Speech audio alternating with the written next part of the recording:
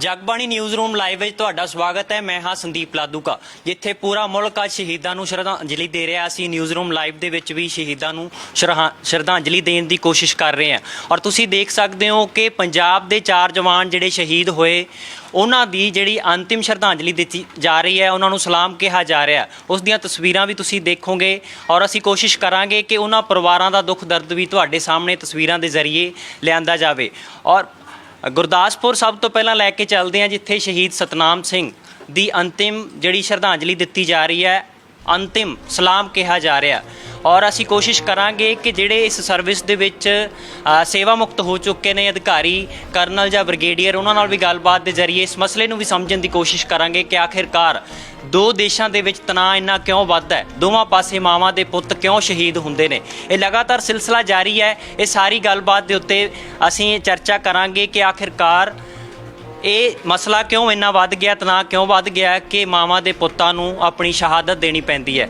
ਤੁਸੀਂ ਦੇਖ ਰਹੇ ਹੋ ਤਸਵੀਰਾਂ ਦੇ ਵਿੱਚ ਕਿ ਕਿਸ ਤਰ੍ਹਾਂ ਸ਼ਰਧਾਂਜਲੀ ਦਿੱਤੀ ਜਾ ਰਹੀ ਹੈ ਜਵਾਨਾਂ ਨੂੰ। ਪੰਜਾਬ ਦੇ 4 ਜਵਾਨ ਸ਼ਹੀਦ ਹੋਏ ਸਨ, ਜਿਸ ਵਿੱਚ ਇੱਕ ਗੁਰਦਾਸਪੁਰ ਦਾ ਜਵਾਨ, ਇੱਕ ਪਟਿਆਲੇ ਦਾ, ਇੱਕ ਸੰਗਰੂਰ ਦਾ ਔਰ ਇੱਕ ਮਾਨਸਾ ਦਾ ਜਵਾਨ ਸ਼ਹੀਦ ਹੋਇਆ। ਇਹਨਾਂ ਸ਼ਹੀਦਾਂ ਨੂੰ ਸ਼ਰਧਾਂਜਲੀ ਦਿੱਤੀ ਜਾ ਰਹੀ ਹੈ। ਔਰ ਤਸਵੀਰਾਂ ਦੇ ਵਿੱਚ ਤੁਸੀਂ ਖਾਸ ਤੌਰ ਤੇ ਦੇਖ ਸਕਦੇ ਹੋ ਕਿ ਉਹਨਾਂ ਪਰਿਵਾਰਾਂ ਨੂੰ ਵੀ ਦੁੱਖ ਸੁੱਖ ਦੇ ਵਿੱਚ ਕਿਵੇਂ ਜਿਹੜੇ ਅਧਿਕਾਰੀ ਨੇ ਜਾਂ ਭਾਰਤ ਸਰਕਾਰ ਦੇ ਜਾਂ ਪੰਜਾਬ ਸਰਕਾਰ ਦੇ ਮੁਲਾਜ਼ਮ ਨੇ, ਉਹ ਸ਼ਹੀਦਾਂ ਨੂੰ ਸ਼ਰਧਾਂਜਲੀ ਦੇਣ ਲਈ ਉਹਨਾਂ ਪਰਿਵਾਰਾਂ ਦੇ ਵਿੱਚ ਸ਼ਾਮਲ ਨੇ, ਸ਼ਿਰਕਤ ਕੀਤੀ ਹੋਈ ਹੈ। ਤੁਸੀਂ ਤਸਵੀਰਾਂ ਦੇ ਵਿੱਚ ਦੇਖ ਸਕਦੇ ਹੋ। ਤੁਸੀਂ ਦੇਖ ਰਹੇ ਹੋ ਤਸਵੀਰਾਂ ਗੁਰਦਾਸਪੁਰ ਤੋਂ, ਜਿੱਥੇ ਤੁਹਾਨੂੰ ਅਸੀਂ ਦਿਖਾ ਰਹੇ ਹਾਂ ਕਿ ਕਿਵੇਂ ਸ਼ਰਧਾਂਜਲੀ ਦਿੱਤੀ ਜਾ ਰਹੀ ਹੈ।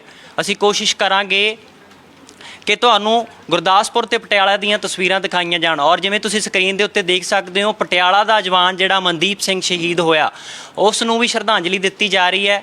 ਔਰ ਗੁਰਦਾਸਪੁਰ ਤੋਂ ਸਤਨਾਮ ਸਿੰਘ ਜਵਾਨ ਜੋ ਸ਼ਹੀਦ ਹੋਇਆ, ਉਸ ਨੂੰ ਵੀ ਸ਼ਰਧਾਂਜਲੀ ਦਿੱਤੀ ਜਾ ਰਹੀ ਹੈ। ਸਾਡੇ ਨਾਲ ਫੋਨ ਲਾਈਨ ਤੇ ਕਰਨਲ ਜਸਜੀਤ ਸਿੰਘ ਜੀ ਜੁੜ ਚੁੱਕੇ ਨੇ। ਉਹਨਾਂ ਤੋਂ ਜਾਣਨ ਦੀ ਕੋਸ਼ਿਸ਼ ਕਰਾਂਗੇ ਕਿ ਆਖਿਰਕਾਰ ਇਹ ਮਸਲਾ ਇੰਨਾ ਕਿਉਂ ਵੱਧ ਗਿਆ ਕਿ ਦੋਵਾਂ ਪਾਸੇ ਹੈ ਜਿਹੜੀ ਸ਼ਹਾਦਤ ਦੀ ਗੱਲ ਤੁਰਦੀ ਹੈ। ਚੀਨ ਵਾਲੇ ਪਾਸੇ ਵੀ ਜਵਾਨ ਸ਼ਹੀਦ ਹੁੰਦੇ ਆ, ਜਾਂ ਇਸ ਪਾਸੇ ਕਿਹਾ ਜਾਵੇ ਕਿ ਇੱਕ ਮੁਲਕ ਜਦੋਂ ਆਪਣੇ ਜਵਾਨਾਂ ਨੂੰ ਸ਼ਹਾਦਤ ਦੀ ਉਪਾਧੀ ਤਾਂ ਦਿੰਦਾ ਹੈ, ਪਰ ਦੁਸ਼ਮਣ ਜਿਹੜੇ ਹੁੰਦੇ ਆ ਉਹਨਾਂ ਦੇ ਜਵਾਨਾਂ ਨੂੰ ਢੇਰ ਕਰਕੇ ਦੱਸਿਆ ਜਾਂਦਾ ਹੈ ਕਿ ਉੱਥੇ ਇੰਨੇ ਜਵਾਨ ਆ ਜਿਹੜੇ ਉਹ ਢੇਰ ਹੋਏ ਔਰ ਸਾਡੇ ਵਾਲੇ ਪਾਸੇ ਸ਼ਹੀਦ ਹੋਏ। ਆਖਿਰਕਾਰ ਇਹ ਮਸਲਾ ਤਣਾਅਪੂਰਨ ਕਿਉਂ ਬਣਿਆ? ਸਾਡੇ ਨਾਲ ਸੇਵਾ ਮੁਕਤ ਕਰਨਲ ਜਸਜੀਤ ਸਿੰਘ ਜੁੜ ਚੁੱਕੇ ਨੇ। ਕੋਸ਼ਿਸ਼ ਕਰਦੇ ਹਾਂ ਉਹਨਾਂ ਤੋਂ ਜਾਣਨ ਦੀ। ਜਸਜੀਤ ਸਿੰਘ ਜੀ, ਮੇਰੀ ਆਵਾਜ਼ ਸੁਣ ਪਾ ਰਹੇ ਹੋ? ਅਸੀਂ ਕੋਸ਼ਿਸ਼ ਕਰ ਰਹੇ ਹਾਂ ਫੋਨ ਲਾਈਨ ਤੇ ਜੋੜਨ ਦੀ ਜਸਜੀਤ ਸਿੰਘ ਹੋਰਾਂ ਨੂੰ, ਤਾਂ ਕਿ ਮਸਲੇ ਦੀ ਜੜ ਨੂੰ ਵੀ ਸਮਝਿਆ ਜਾਵੇ, ਤਾਂ ਕਿ ਅਸੀਂ ਇਹ ਜਿਹੜੀ ਇਸ ਮਸਲੇ ਦੇ ਉੱਤੇ ਚਰਚਾ ਇੱਕ ਇਸ ਤਰ੍ਹਾਂ ਕਰ ਸਕੀਏ ਕਿ ਆਉਣ ਵਾਲੇ ਦਿਨਾਂ ਵਿੱਚ ਕਿਸੇ ਮਾਂ ਦਾ ਪੁੱਤ ਸ਼ਹੀਦ ਨਾ ਹੋਵੇ। ਜਸਜੀਤ ਸਿੰਘ ਜੀ, ਮੇਰੀ ਆਵਾਜ਼ ਸੁਣ ਪਾ ਰਹੇ ਹੋ ਤੁਸੀਂ? ਅਸੀਂ ਮੁੜ ਤੋਂ ਕੋਸ਼ਿਸ਼ ਕਰਾਂਗੇ ਉਹਨਾਂ ਨੂੰ ਜੋੜਨ ਦੀ, ਪਰ ਤੁਸੀਂ ਲਗਾਤਾਰ ਤਸਵੀਰਾਂ ਦੇ ਵਿੱਚ ਦੇਖ ਰਹੇ ਹੋ ਗੁਰਦਾਸਪੁਰ ਤੋਂ ਜਵਾਨ ਸਤਨਾਮ ਸਿੰਘ ਨੂੰ ਸ਼ਰਧਾਂਜਲੀ ਦਿੱਤੀ ਜਾ ਰਹੀ ਹੈ ਔਰ ਪਟਿਆਲਾ ਤੋਂ ਜਵਾਨ ਮਨਦੀਪ ਸਿੰਘ ਨੂੰ ਸ਼ਰਧਾਂਜਲੀ ਦਿੱਤੀ ਜਾ ਰਹੀ ਹੈ। ਤਸਵੀਰਾਂ ਦੇ ਵਿੱਚ ਤੁਸੀਂ ਦੇਖ ਸਕਦੇ ਹੋ ਕਿ ਪਰਿਵਾਰ ਦਾ ਦੁੱਖ ਜਦੋਂ ਅਸੀਂ ਸਮਝਦੇ ਹਾਂ ਤਾਂ ਪਰਿਵਾਰ ਦਾ ਜਿਹੜਾ ਜੀ ਨੇ ਉਹ ਬੇਸ਼ੱਕ ਕਹਿੰਦੇ ਆ ਕਿ ਸਾਨੂੰ ਮਾਣ ਹੈ ਸ਼ਹਾਦਤ ਦੇ ਉੱਤੇ, ਪਰ ਫਿਰ ਵੀ ਜਿਹੜੇ ਘਰ ਦਾ ਪੁੱਤ ਸ਼ਹੀਦ ਹੁੰਦਾ ਹੈ ਜਾਂ ਉਹਨਾਂ ਦੇ ਵਿੱਚੋਂ ਚਲਾ ਜਾਂਦਾ ਹਮੇਸ਼ਾ ਦੇ ਲਈ, ਉਹਨਾਂ ਨੂੰ ਇੱਕ ਪਾਸੇ ਦੁੱਖ ਵੀ ਹੁੰਦਾ ਹੈ ਔਰ ਦੂਜੇ ਪਾਸੇ ਦੇਸ਼ ਭਗਤੀ ਦੀ ਜਦੋਂ ਗੱਲ ਤੁਰਦੀ ਹੈ ਤਾਂ ਉਹ ਬੜੇ ਮਾਣ ਨਾਲ ਕਹਿੰਦੇ ਆ ਕਿ ਸਾਡੇ ਪੁੱਤ ਨੇ ਦੇਸ਼ ਲਈ ਜਾਨ ਦਿੱਤੀ ਹੈ।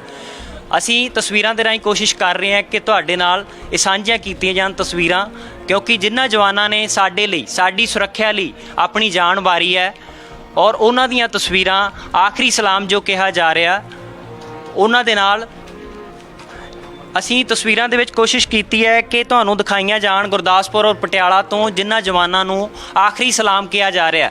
ਜਦੋਂ ਤੱਕ ਸਾਡੇ ਨਾਲ ਸੇਵਾ ਮੁਕਤ ਕਰਨਲ ਜਸਜੀਤ ਸਿੰਘ ਜੀ ਜੁੜਦੇ ਆ, ਅਸੀਂ ਕੋਸ਼ਿਸ਼ ਕਰ ਰਹੇ ਹਾਂ, ਪਰ ਤਕਨੀਕੀ ਖਰਾਬੀ ਦੇ ਕਰਕੇ ਕਿਤੇ ਨਾ ਕਿਤੇ ਜੁੜ ਨਹੀਂ ਪਾ ਰਹੇ। ਅਸੀਂ ਕੋਸ਼ਿਸ਼ ਕਰਾਂਗੇ ਕਿ ਇਸੇ ਨਿਊਜ਼ ਰੂਮ ਲਾਈਵ ਦੇ ਵਿੱਚ ਹੀ ਉਹਨਾਂ ਨਾਲ ਤੁਹਾਡੀ ਗੱਲਬਾਤ ਸਾਂਝੀ ਕਰਵਾਈ ਜਾਵੇਗੀ। ਉਸ ਤੋਂ ਪਹਿਲਾਂ ਮੇਰੇ ਨਾਲ ਸਾਥੀ ਪੱਤਰਕਾਰ ਜਤਿਨ ਸ਼ਰਮਾ ਜੀ ਨੇ, ਉਹਨਾਂ ਦੇ ਨਾਲ ਚਰਚਾ ਕਰਦੇ ਹਾਂ ਕਿ ਆਖਿਰਕਾਰ ਇਹ ਜਿਹੜਾ ਮਸਲਾ ਇੰਨਾ ਵੱਧ ਕਿਉਂ ਗਿਆ। ਜਤਿਨ ਜੀ, ਵਿਸਥਾਰ ਦੇ ਨਾਲ ਇਹ ਚਰਚਾ ਜੇ ਕਰੀਏ ਕਿ ਜੜ ਕਿੱਥੇ ਆ ਜਿਹੜੀ ਚੀਨ ਤੇ ਭਾਰਤ ਦੇ ਵਿੱਚ ਲਗਾਤਾਰ ਤਣਾਅ ਦੇਖਣ ਨੂੰ ਮਿਲ ਰਿਹਾ? ਜੜ ਹੈ ਵਿਸਥਾਰਵਾਦੀ ਨੀਤੀ। ਚਾਈਨਾ ਦੀ ਵਿਸਥਾਰਵਾਦੀ ਨੀਤੀ ਹੀ ਉਹਦਾ ਦੁਸ਼ਮਣ ਬਣੀ ਹੋਈ ਹੈ। ਚੀਨ ਦੇ ਜਿੰਨੇ ਪੜੋਸੀ ਮੁਲਕ ਨੇ ਸਾਰੇ ਹੀ ਉਹਦੇ ਦੁਸ਼ਮਣ ਨੇ, ਸਾਰਿਆਂ ਨਾਲ ਹੀ ਉਹਦਾ ਬਾਉਂਡਰੀ ਵਿਵਾਦ ਚੱਲਦਾ। ਜਿਨ੍ਹਾਂ ਨਾਲ ਬਾਉਂਡਰੀ ਲੱਗਦੀ ਉਹਨਾਂ ਨਾਲ ਬਾਉਂਡਰੀ ਵਿਵਾਦ ਚੱਲਦਾ ਅਤੇ ਜਿਨ੍ਹਾਂ ਨਾਲ ਸਮੁੰਦਰੀ ਸੀਮਾ ਲੱਗਦੀ ਹੈ ਅਤੇ ਉਹਨਾਂ ਨਾਲ ਸਮੁੰਦਰ ਦੇ ਰਸਤੇ ਤੋਂ ਚੀਨ ਲੜ ਰਿਹਾ ਹੈ। ਕਾਰਨ ਇੱਕੋ ਹੀ ਹੈ, ਵਿਸਥਾਰਵਾਦੀ ਨੀਤੀ। ਚੀਨ ਲਗਾਤਾਰ ਚਾਹੁੰਦਾ ਹੈ ਕਿ ਉਹਦੀਆਂ ਜਿਹੜੀਆਂ ਹੱਦਾਂ ਨੇ ਉਹ ਵੱਧਦੀਆਂ ਜਾਣ, ਉਹਦੇ ਜੋ ਦੇਸ਼ ਦਾ ਰਕਬਾ ਵਾ, ਏਰੀਆ ਵਾ, ਉਹ ਲਗਾਤਾਰ ਵੱਧਦਾ ਜਾਵੇ। ਕਿਤੇ ਨਾ ਕਿਤੇ ਹੁਣ ਇਹੀ ਕਾਰਨ ਚੀਨ ਪੂਰੀ ਦੁਨੀਆ ਦੇ ਵਿੱਚ ਬਦਨਾਮ ਹੋ ਚੁੱਕਿਆ। ਸਾਰੇ ਪੜੋਸੀਆਂ ਨਾਲ ਉਹਦੀ ਲੜਾਈ ਚੱਲਦੀ ਹੈ, ਇਹ ਉਹਦਾ ਮੇਨ ਕਾਰਨ ਹੈ।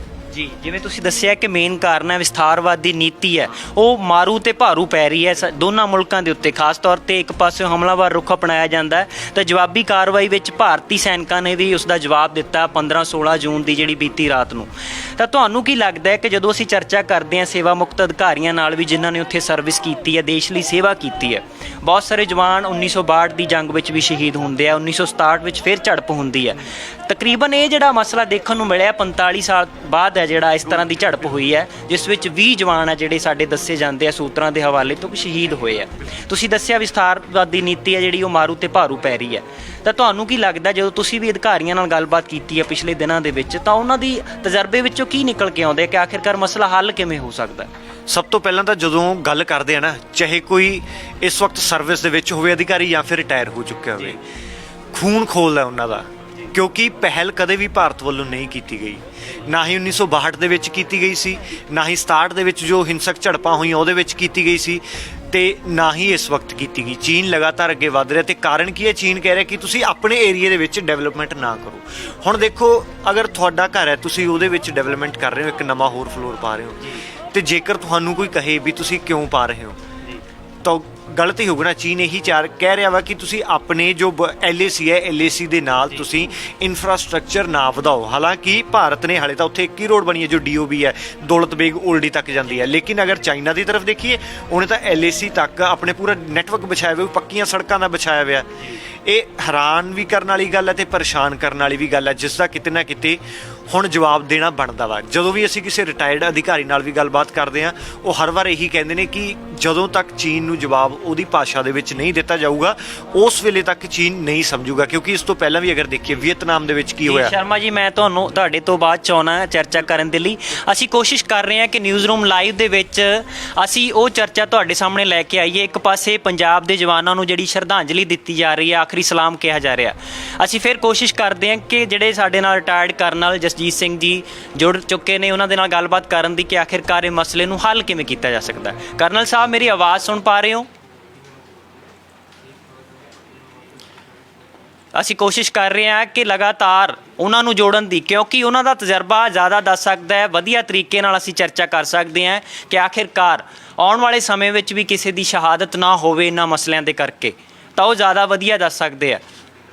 ਜਸਜੀਤ ਸਿੰਘ ਜੀ, ਮੇਰੀ ਆਵਾਜ਼ ਸੁਣ ਪਾ ਰਹੇ ਹੋ ਤੁਸੀਂ? ਤਕਨੀਕੀ ਖਰਾਬੀ ਦੇ ਕਰਕੇ ਉਹਨਾਂ ਤੱਕ ਸਾਡੀ ਆਵਾਜ਼ ਨਹੀਂ ਪਹੁੰਚ ਪਾ ਰਹੀ ਔਰ ਨਾ ਹੀ ਸਾਡੇ ਨਾਲ ਜੁੜ ਪਾ ਰਹੇ ਨੇ।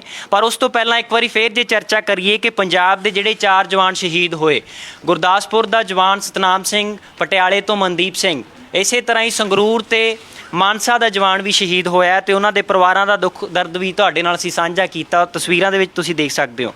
ਮੇਰੇ ਨਾਲ ਸਾਥੀ ਪੱਤਰਕਾਰ ਨੇ, ਉਹਨਾਂ ਦੇ ਨਾਲ ਚਰਚਾ ਕਰਨ ਤੋਂ ਪਹਿਲਾਂ ਇੱਕ ਵਾਰੀ ਫੇਰ ਅਸੀਂ ਕੋਸ਼ਿਸ਼ ਕਰਦੇ ਹਾਂ ਕਿ ਜਿਹੜੇ ਕਰਨਲ ਨੇ ਜਸਜੀਤ ਸਿੰਘ, ਉਹ ਸਾਡੇ ਨਾਲ ਜੁੜ ਪਾ ਰਹੇ ਆ ਜਾਂ ਨਹੀਂ।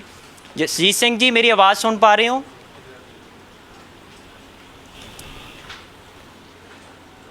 ਦਰਸ਼ਕੋ, ਅਸੀਂ ਕੋਸ਼ਿਸ਼ ਇਸ ਕਰਕੇ ਕਰ ਰਹੇ ਹਾਂ ਵਾਰ-ਵਾਰ ਉਹਨਾਂ ਨੂੰ ਜੋੜਨ ਦੀ ਕਿ ਉਹ ਵਧੀਆ ਤਰੀਕੇ ਨਾਲ ਸਾਡੇ ਨਾਲ ਜਾਣਕਾਰੀ ਹੈ ਜਿਹੜੀ ਸਾਂਝੀ ਕਰ ਸਕਣ। ਮੇਰੇ ਨਾਲ ਸਾਥੀ ਪੱਤਰਕਾਰ ਹੈਦਰ ਜੀ ਨੇ, ਹੈਦਰ ਅਲੀ ਜੀ, ਉਹਨਾਂ ਤੋਂ ਜਾਣਨ ਦੀ ਕੋਸ਼ਿਸ਼ ਕਰਦੇ ਹਾਂ ਕਿਉਂਕਿ ਉਹ ਲਗਾਤਾਰ ਇਹਨਾਂ ਸਟੋਰੀਆਂ ਨੂੰ ਕਵਰ ਕਰ ਰਹੇ ਆ ਔਰ ਸ਼ਹਾਦਤ ਜਿਹੜੇ ਨੌਜਵਾਨਾਂ ਦੀ ਹੋਈ ਹੈ ਉਹਨਾਂ ਦੇ ਪਰਿਵਾਰਾਂ ਦੀ ਵੀ ਇਹਨਾਂ ਨੇ ਜਿਹੜਾ ਦੁੱਖ ਦਰਦ ਦੇਖਿਆ, ਡਰਾਫਟ ਕੀਤੀਆਂ ਸਟੋਰੀਆਂ। ਹੈਦਰ ਜੀ, ਇਹ ਜ਼ਰੂਰ ਦੱਸੋ, ਕਿਉਂਕਿ ਇੱਕ ਛੋਟੀ ਉਮਰ ਦੇ ਵਿੱਚ ਜਿਹੜਾ ਖਾਸ ਕਰਕੇ ਮਾਨਸਾ ਦਾ ਜਵਾਨ ਹੈ, ਉਹ ਦੱਸਿਆ ਜਾ ਰਿਹਾ ਹੈ ਕਿ ਬਹੁਤ ਛੋਟੀ ਉਮਰ ਸੀ ਔਰ ਉਹਦੇ ਭਰਾ ਦਾ ਵਿਆਹ ਵੀ ਰੱਖਿਆ ਹੋਇਆ ਸੀ, ਜਿਸ ਕਰਕੇ ਛੁੱਟੀ ਲੈ ਕੇ ਉਹਨਾਂ ਨੇ ਵਾਪਸ ਪਰਤਣਾ ਸੀ, ਪਰ ਉਸ ਤੋਂ ਪਹਿਲਾਂ ਉਹਨਾਂ ਦੀ ਸ਼ਹਾਦਤ ਹੋ ਜਾਂਦੀ ਹੈ। ਤਾਂ ਜਦੋਂ ਪਰਿਵਾਰ ਦਾ ਇਹ ਦੁੱਖ ਦਰਦ ਤੁਸੀਂ ਵੀ ਸੁਣਿਆ ਜਦੋਂ ਸਟੋਰੀ ਡਰਾਫਟ ਕਰ ਰਹੀ ਸੀ, ਤਾਂ ਕਿਸ ਤਰ੍ਹਾਂ ਦਾ ਮਹਿਸੂਸ ਹੁੰਦਾ? ਬਿਲਕੁਲ ਸੰਦੀਪ, ਐਜ਼ ਏ ਪੱਤਰਕਾਰ, ਕਿਉਂਕਿ ਪਿਛਲੇ ਕਰੀਬ 3 ਜਾਂ 4 ਸਾਲਾਂ 'ਚ ਦੌਰਾਨ ਸ਼ਹਾਦਤ ਦੀਆਂ ਖਬਰਾਂ ਇੰਨੀਆਂ ਕਿ ਜ਼ਿਆਦਾ ਸੁਣ ਲਈਆਂ ਨੇ ਕਿ ਹੁਣ ਅੱਖਾਂ ਨਮ ਹੋਣੀਆਂ ਵੀ ਕਹਿੰਦੇ ਨੇ ਬਹੁਤ ਘਟ ਗਈਆਂ ਨੇ। ਅਤੇ ਪੰਜਾਬ 'ਚ ਤਾਂ ਚਾਹੇ ਉਹ ਅੱਤਵਾਦੀ ਹਮਲਾ ਹੋਵੇ, ਚਾਹੇ ਉਹ ਕਸ਼ਮੀਰ ਵਾਲਾ ਮਸਲਾ ਹੋਵੇ ਜਾਂ ਫਿਰ ਹੁਣ ਚਾਈਨਾ ਵਾਲਾ। ਸ਼ਹਾਦਤ 'ਚ ਦੇਣ 'ਚ ਜੇ ਸਭ ਤੋਂ ਮੋਹਰੀ ਨੇ ਉਹ ਸ਼ਾਇਦ ਪੰਜਾਬ ਦੇ ਫੌਜੀ ਹੀ ਰਹਿੰਦੇ ਨੇ, ਤੇ ਇਸ ਵਾਰ ਵੀ ਕੁਝ ਅਜਿਹਾ ਹੀ ਹੈ, 4 ਜਵਾਨ ਨੇ। ਲੇਕਿਨ ਜਿਸ ਤਰ੍ਹਾਂ ਤੁਹਾਨੂੰ ਜ਼ਿਕਰ ਕੀਤਾ, ਜਿਹੜਾ ਸਭ ਤੋਂ ਅਹਿਮ ਹੈ ਉਹ ਹੈ ਮਾਨਸਾ ਦਾ ਉਹ ਨੌਜਵਾਨ ਜਿਹਦੀ ਉਮਰ ਸਿਰਫ 21 ਤੇ 22 ਸਾਲ ਥੀ। ਮਤਲਬ ਜਿਸ ਉਮਰ 'ਚ ਅੱਜ ਕੱਲ੍ਹ ਦੇ ਨੌਜਵਾਨ ਸ਼ਾਇਦ ਫਿਲਮਾਂ ਦੇਖਦੇ ਨੇ, ਗੇਮਾਂ ਖੇਡਦੇ ਨੇ, ਉਸ ਉਮਰ 'ਚ ਇਸ ਨੌਜਵਾਨ ਨੇ ਸ਼ਹਾਦਤ ਦਾ ਜਾਮ ਪੀ ਲਿਆ। ਕੁਝ ਮਹੀਨੇ ਪਹਿਲੇ ਹੀ ਵੱਡੇ ਭਰਾ ਦਾ ਵਿਆਹ ਹੋਇਆ ਸੀ, ਘਰ 'ਚ ਖੁਸ਼ੀਆਂ ਸੀ, ਤਾਂ ਉਹ ਖੁਸ਼ੀਆਂ ਮਤਲਬ ਇਸ ਖਬਰ ਨੇ ਪੂਰੀ ਤਰ੍ਹਾਂ ਇਸ ਘਰ ਦਾ ਮਾਹੌਲ ਗਮਗੀਨ ਹੋਇਆ ਪਿਆ ਹੈ।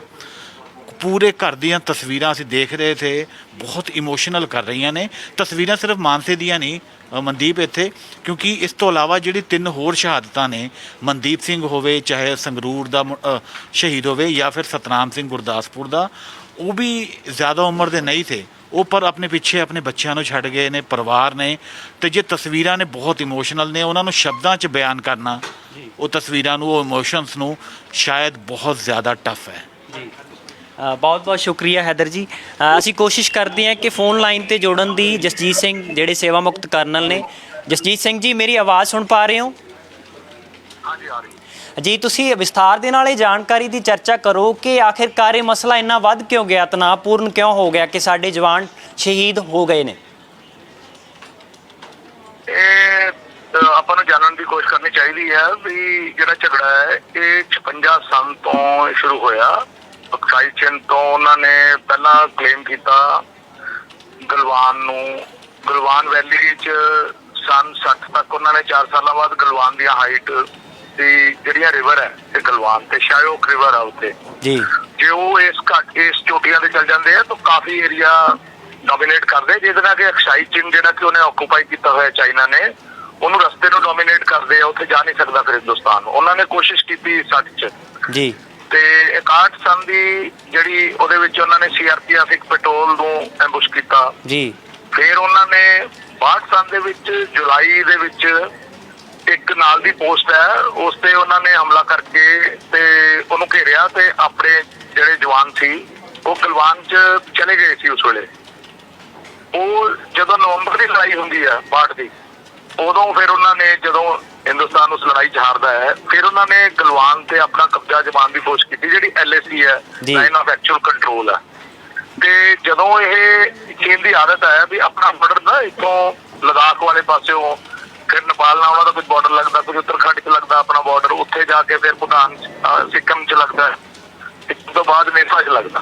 ਜੀ ਜਸਜੀਤ ਸਿੰਘ ਜੀ, ਮੈਂ ਤੁਹਾਡੇ ਤੋਂ ਇਹ ਜਾਣਨ ਦੀ ਕੋਸ਼ਿਸ਼ ਕਰਦਾ ਕਿ ਆਖਿਰਕਾਰ ਜਿਹੜੀ ਜ਼ਮੀਨ ਦਾ ਜਾਂ ਜਿਹੜੇ ਉੱਥੇ ਹੱਦ ਬੰਨੇ ਦਾ ਮਸਲਾ ਬਣਿਆ ਹੋਇਆ, ਤਣਾਅਪੂਰਨ ਸਥਿਤੀ ਬਣ ਜਾਂਦੀ ਹੈ ਆਏ ਦਿਨ ਹੀ, ਉੱਥੇ ਜਵਾਨ ਸ਼ਹਾਦਤ ਪਾ ਜਾਂਦੇ ਆ, ਤਾਂ ਉਸ ਜ਼ਮੀਨ ਦੇ ਵਿੱਚ ਕੋਈ ਜ਼ਰਖੇਜ਼ ਮਿੱਟੀ ਹੈ, ਉੱਥੇ ਕੋਈ ਪੈਦਾਵਾਰ ਵੀ ਹੁੰਦੀ ਹੈ, ਇਸ ਕਰਕੇ ਰੌਲਾ? ਨਹੀਂ, ਇਹ ਜਿਹੜੀ ਆਪਣੀ ਪ੍ਰਭੂ ਸੱਤਾ ਹੁੰਦੀ ਹੈ, ਜਿਹੜੀ ਨੈਸ਼ਨਲ ਆਪਣੀ ਬਾਉਂਡਰੀਜ਼ ਹੁੰਦੀਆਂ, ਉਹ ਜ਼ਰੂਰੀ ਨਹੀਂ ਹੈ ਕਿ ਉਹਨਾਂ ਦੇ ਹਮੇਸ਼ਾ ਉਹਨਾਂ ਦੀ ਵੈਲਿਊ ਐਗਰੀਕਲਚਰ ਹੋਵੇ। ਜਦੋਂ ਦੇਸ਼ਾਂ ਦੀਆਂ ਬਾਉਂਡਰੀਆਂ ਬਣਦੀਆਂ ਉਹਦੇ ਵਿੱਚ ਅੱਗੇ ਤੁਹਾਡੇ ਪਾਣੀ ਦੇ ਸਰੋਤ ਹੈ, ਫਿਰ ਡੋਮੀਨੇਸ਼ਨ ਹੈ। ਜੇ ਤੁਸੀਂ ਉੱਥੋਂ ਆ ਜਾਂਦੇ ਹੋ, ਤੁਸੀਂ ਜਿਹੜੇ ਪਹਾੜਾਂ ਤੋਂ ਹਮੇਸ਼ਾ ਬੰਦਾ ਪਲੇਨਸ ਵੱਲ ਆਉਂਦਾ, ਜੇ ਪਹਾੜਾਂ ਦੀਆਂ ਚੋਟੀਆਂ ਨੂੰ ਆਪਾਂ ਨਹੀਂ ਸੁਰੱਖਿਅਤ ਰੱਖਾਂਗੇ ਤੇ ਉਹਨਾਂ ਨੂੰ ਰਸਤੇ ਬਣ ਜਾਂਦੇ ਪਲੇਨ ਆਉਣ ਨੂੰ। ਤੋ ਇਹ ਜਿਹੜੀਆਂ ਚੋਟੀਆਂ ਹੁੰਦੀਆਂ ਜ਼ਰੂਰੀ, ਇਹ ਸਾਰੀਆਂ ਚਟਾਨਾਂ ਹੁੰਦੀਆਂ, ਪਹਾੜ ਹੁੰਦੇ ਆ, ਬਰਫ਼ ਨਾਲ ਢਕੇ ਹੁੰਦੇ ਆ, ਜਿੱਥੇ ਹਾਈਟ ਜ਼ਿਆਦਾ ਹੁੰਦੀ ਹੈ। ਇਹਦਾ ਮਤਲਬ ਇਹ ਨਹੀਂ ਹੈ ਕਿ ਉਹਨਾਂ ਦੀ ਵੈਲਿਊ ਨਹੀਂ ਹੈ।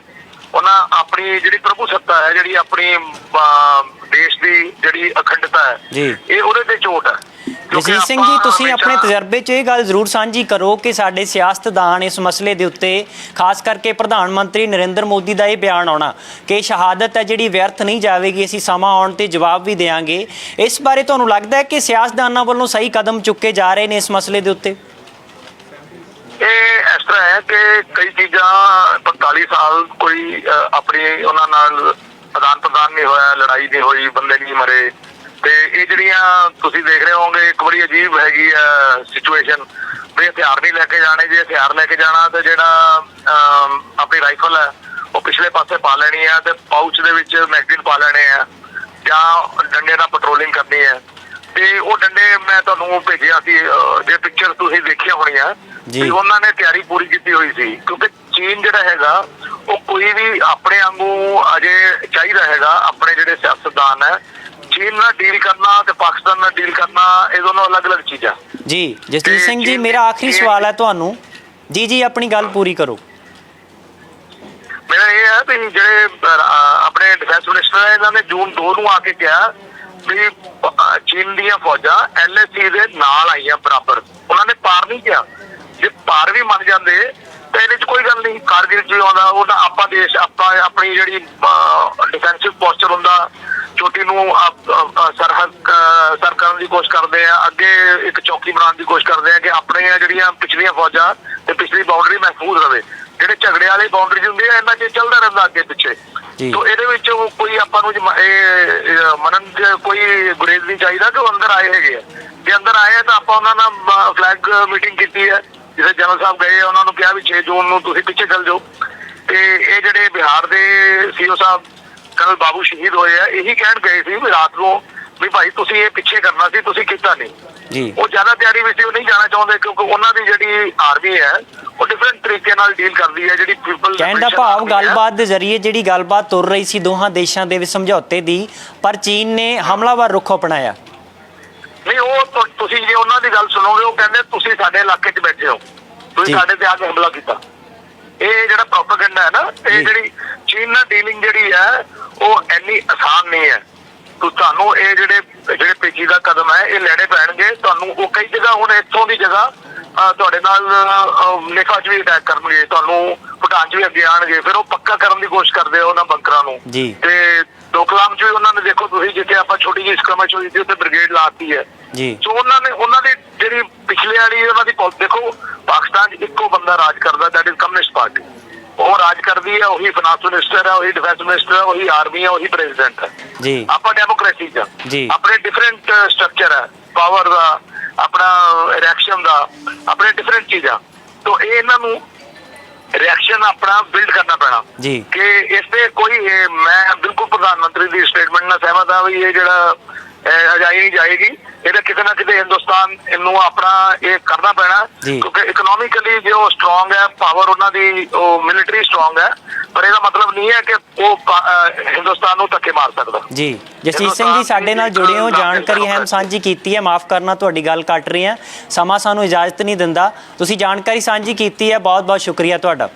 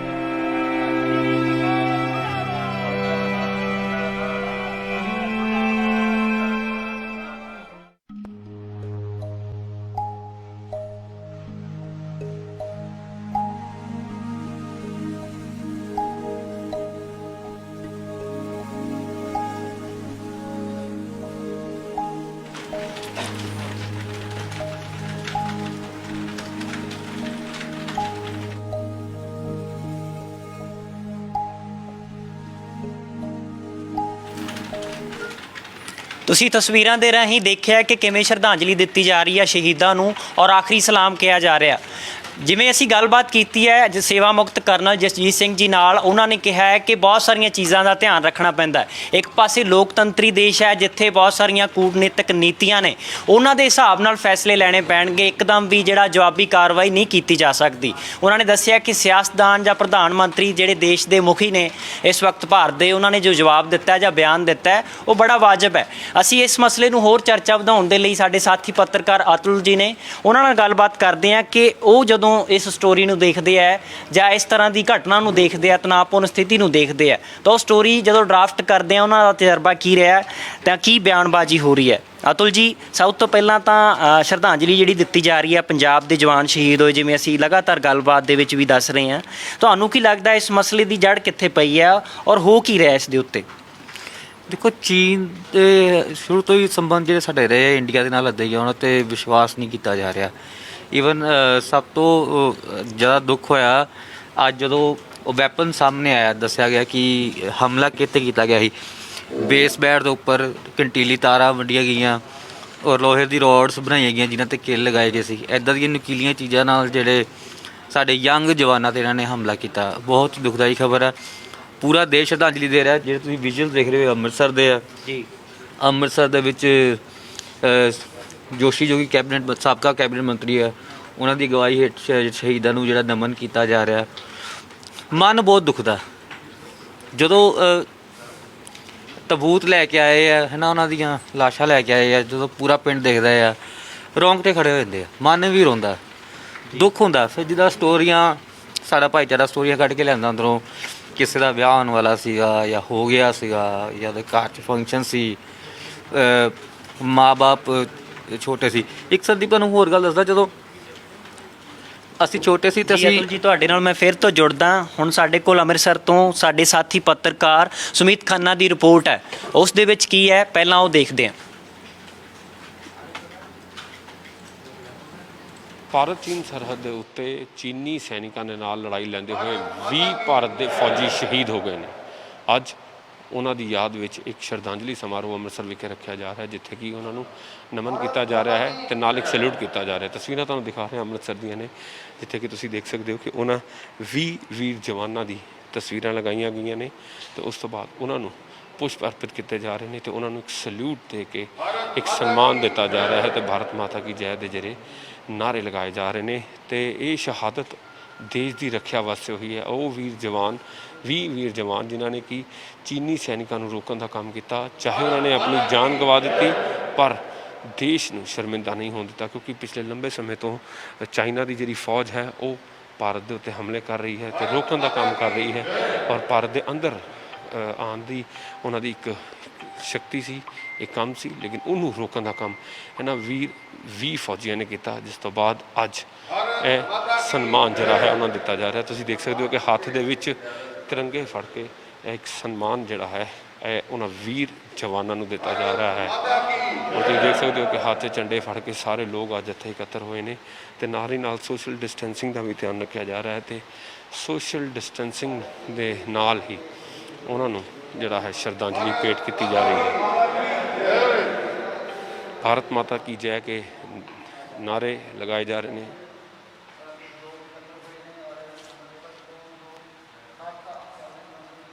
ਤਾਂ ਤੁਸੀਂ ਦੇਖ ਸਕਦੇ ਹੋ ਕਿ ਹੱਥ ਦੇ ਵਿੱਚ ਤਿਰੰਗਾ ਫੜ ਕੇ ਇਹ ਇੱਕ ਜਿਹੜਾ ਹੈ ਸਨਮਾਨ ਉਹਨਾਂ ਦੇਸ਼ ਦੇ ਵੀਰ ਸੈਨਿਕਾਂ ਨੂੰ ਦਿੱਤਾ ਜਾ ਰਿਹਾ ਹੈ, ਜੋ ਕਿ ਸ਼ਹਾਦਤ ਦਾ ਜਾਮ ਦੇਸ਼ ਵਾਸਤੇ ਪੀ ਗਏ। ਕਿਉਂਕਿ ਚੀਨ ਵੱਲੋਂ ਕਈ ਵਾਰ ਇਸ ਤਰ੍ਹਾਂ ਦੀ ਹਰਕਤਾਂ ਕੀਤੀਆਂ ਜਾ ਰਹੀਆਂ ਸੀ ਜਿਹਦੇ ਵਿੱਚ ਕਿ ਭਾਰਤ ਦੀ ਜਿਹੜੀ ਸਰਜ਼ਮੀਨ ਹੈ ਉਹਦੇ 'ਤੇ ਕਬਜ਼ਾ ਕਰਨ ਦੀ ਕੋਸ਼ਿਸ਼ ਕੀਤੀ ਜਾ ਰਹੀ ਸੀ, ਲੇਕਿਨ ਇਹਨਾਂ ਵੀਰ ਜਵਾਨਾਂ ਦੀ ਇੱਕ ਟੁਕੜੀ ਦੇ ਉੱਤੇ ਜਦੋਂ ਹਮਲਾ ਕੀਤਾ ਕਿ 800 ਤੋਂ ਵੱਧ ਜਿਹੜੇ ਚੀਨੀ ਸੈਨਿਕ ਭਾਰਤ ਦੇ ਵਿੱਚ ਆ ਗਏ ਤੇ ਉਸ ਤੋਂ ਬਾਅਦ ਇਹਨਾਂ ਲੋਕਾਂ ਨੇ ਆਪਣੀ ਜਾਨ ਦੇ ਕੇ ਭਾਰਤ ਦੀ ਜਿਹੜੀ ਆਨ ਬਾਨ ਸ਼ਾਨ ਨੂੰ ਕਾਇਮ ਰੱਖਿਆ, ਕਿਉਂਕਿ ਕਈ ਵਾਰ ਦੇਸ਼ ਦੇ ਇਹਨਾਂ ਸੈਨਿਕਾਂ ਕਰਕੇ ਹੀ ਭਾਰਤ ਦਾ ਸਰ ਉੱਚਾ ਹੋਇਆ, ਲੇਕਿਨ ਇਸ ਵਾਰ ਇਹਨਾਂ ਨੇ ਆਪਣੀ ਸ਼ਹਾਦਤ ਦੇਣ ਤੋਂ ਬਾਅਦ ਵੀ ਇੱਕ ਉੱਚਾ ਜਿਹੜਾ ਹੈ ਦੇਸ਼ ਦਾ ਸਰ ਉੱਤੇ ਰੱਖਿਆ ਹੈ।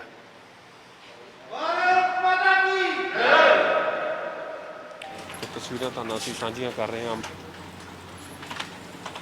ਤੁਸੀਂ ਦੇਖ ਰਹੇ ਹੋ ਲਗਾਤਾਰ ਅਸੀਂ ਕੋਸ਼ਿਸ਼ ਕਰ ਰਹੇ ਹਾਂ ਕਿ ਸ਼ਹੀਦਾਂ ਨੂੰ ਜੋ ਸ਼ਰਧਾਂਜਲੀ ਦਿੱਤੀ ਜਾ ਰਹੀ ਹੈ ਉਦੋਂ ਦੀਆਂ ਤਸਵੀਰਾਂ ਤੁਹਾਡੇ ਨਾਲ ਸਾਂਝੀਆਂ ਕਰ ਸਕੀਏ। ਹੁਣ ਤੁਸੀਂ ਦੇਖ ਸਕਦੇ ਹੋ ਕਿ ਗੁਰਦਾਸਪੁਰ ਤੋਂ ਸਤਨਾਮ ਸਿੰਘ ਜਿਹੜੇ ਜਵਾਨ ਸ਼ਹੀਦ ਹੋਇਆ, ਉਹਨਾਂ ਦਾ ਪਰਿਵਾਰ ਵਿਰਲਾਪ ਕਰ ਲਿਆ ਔਰ ਉਹਨਾਂ ਨੂੰ ਇੱਕ ਪਾਸੇ ਜਿੱਥੇ ਮਾਣ ਹੈ ਦੇਸ਼ ਦੇ ਲਈ ਉਹਨਾਂ ਦੇ ਬੇਟੇ ਨੇ, ਉਹਨਾਂ ਦੇ ਪੁੱਤਰ ਨੇ ਸ਼ਹਾਦਤ ਦਿੱਤੀ ਔਰ ਦੂਜੇ ਪਾਸੇ ਉਹਨਾਂ ਨੂੰ ਦੁੱਖ ਵੀ ਹੈ ਕਿ ਉਹਨਾਂ ਦੇ ਵਿੱਚ ਉਹਨਾਂ ਦਾ ਜਵਾਨ ਪੁੱਤ ਹੈ ਜਿਹੜਾ ਉਹ ਤੁਰ ਗਿਆ। ਤੁਸੀਂ ਦੇਖ ਰਹੇ ਹੋ ਕਿ ਗੁਰਦਾਸਪੁਰ ਤੋਂ ਤਸਵੀਰਾਂ ਨੇ ਜਿਹੜੀਆਂ ਜਿੱਥੇ ਪਰਿਵਾਰ ਵਿਰਲਾਪ ਕਰ ਰਿਹਾ।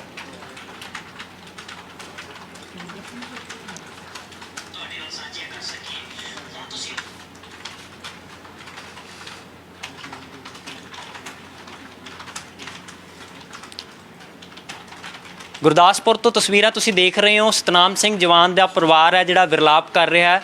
ਲਗਾਤਾਰ ਹੈ ਜਿਹੜਾ ਅਸੀਂ ਕੋਸ਼ਿਸ਼ ਕਰ ਰਹੇ ਹਾਂ ਕਿ ਸ਼ਹੀਦਾਂ ਨੂੰ ਜਿੱਥੇ ਸ਼ਰਧਾਂਜਲੀ ਦਿੱਤੀ ਜਾ ਰਹੀ ਹੈ ਉੱਥੇ ਇਹਨਾਂ ਦੀ ਸ਼ਹਾਦਤ ਦਾ ਮੁੱਲ ਵੀ ਪਵੇ। ਉਹਨਾਂ ਦੇ ਪਿੱਛੇ ਜਿਹੜੇ ਪਰਿਵਾਰ ਨੇ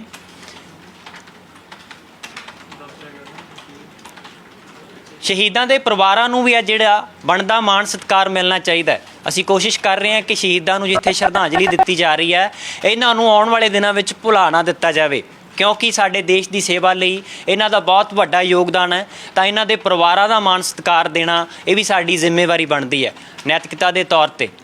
ਔਰ ਤੁਸੀਂ ਪਟਿਆਲਾ ਤੋਂ ਜਵਾਨ ਜਿਹੜਾ ਸ਼ਹੀਦ ਹੋਇਆ ਮਨਦੀਪ ਸਿੰਘ, ਉਹਨਾਂ ਦੇ ਪਰਿਵਾਰ ਦੀਆਂ ਜੋ ਵਿਰਲਾਪ ਕਰ ਰਹੇ ਨੇ ਤਸਵੀਰਾਂ ਵੀ ਤੁਹਾਡੇ ਨਾਲ ਸਾਂਝੀਆਂ ਕਰ ਰਹੇ ਹਾਂ ਕਿ ਉਹਨਾਂ ਨੂੰ ਸ਼ਰਧਾਂਜਲੀ ਦਿੱਤੀ ਜਾ ਰਹੀ ਹੈ। ਤੁਸੀਂ ਦੇਖ ਸਕਦੇ ਹੋ ਪਟਿਆਲਾ ਤੋਂ ਸ਼ਹੀਦ ਮਨਦੀਪ ਸਿੰਘ ਦੇ ਪਰਿਵਾਰ ਦੇ ਵੱਲੋਂ ਜਿਹੜਾ ਉਹਨਾਂ ਨੂੰ ਸ਼ਰਧਾਂਜਲੀ ਦਿੱਤੀ ਜਾ ਰਹੀ ਹੈ।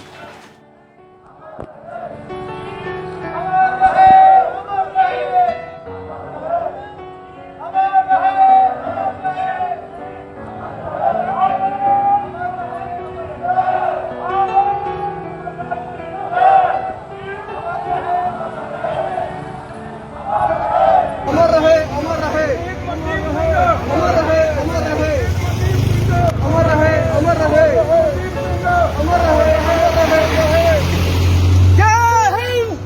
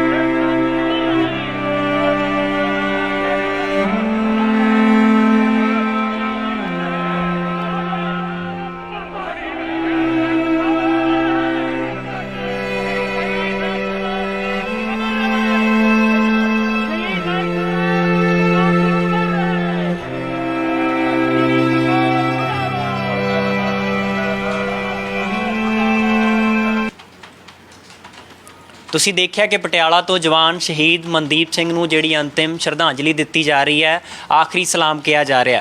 ਹੁਣ ਅਸੀਂ ਗੱਲਬਾਤ ਕਰਦੇ ਹਾਂ ਇਸੇ ਸਿਲਸਿਲੇ ਦੇ ਵਿੱਚੋਂ ਕਿ ਆਖਿਰਕਾਰ ਰਾਸ਼ਟਰੀ ਪੱਧਰ ਤੇ ਸਾਡੇ ਨੇਤਾਵਾਂ ਵੱਲੋਂ, ਸਾਡੇ ਆਗੂਆਂ ਵੱਲੋਂ ਇਸ ਦੇ ਉੱਤੇ ਠੋਸ ਨੀਤੀ ਕੀ ਅਪਣਾਈ ਜਾ ਰਹੀ ਹੈ, ਇਸ ਦੇ ਉੱਤੇ ਚਰਚਾ ਕੀ ਹੋ ਰਹੀ ਹੈ। ਸਾਡੇ ਨਾਲ ਸਾਥੀ ਪੱਤਰਕਾਰ ਸੁਧੀਰ ਪਾਂਡੇ ਜੀ ਨੇ, ਇਹਨਾਂ ਤੋਂ ਜਾਣਨ ਦੀ ਕੋਸ਼ਿਸ਼ ਕਰਾਂਗੇ ਕਿ ਰਾਸ਼ਟਰੀ ਪੱਧਰ ਦੇ ਉੱਤੇ ਵਿਰੋਧੀ ਧਿਰ ਦੀ ਭੂਮਿਕਾ ਇਸ ਵੇਲੇ ਕੀ ਬਣਦੀ ਹੈ, ਆਖਿਰਕਾਰ ਨਿਭਾਈ ਜਾ ਰਹੀ ਹੈ।